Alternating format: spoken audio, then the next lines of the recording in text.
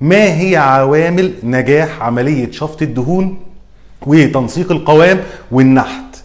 اول حاجة هنتكلم عليها النهاردة جهاز الفيزر، وايه الاهمية جهاز الفيزر والفرق ما بينه وما بين زمان لما كنا بنشتغل بالشفط العادي. في الشفط العادي بيبقى الدهون متجمدة، ودي دايما انا بمثلها بمثل بسيط جدا. الاسهل ان انا اشفط من ازازة زيت او علبة سمنة، لا، الدهون لما بتبقى متجمدة بتبقى عاملة زي السمنة. لكن جهاز الفيزر موجات الالترا ساوند اللي بيطلعها بيسيح الدهون، فالتعرجات بتاعت الجلد بيقللها جدا، بيقلل التورم، بيقلل النزيف اللي ممكن يحصل كان بيحصل زمان مع الشفط العادي، بالاضافه الى بيقلل الريكفري بيريود.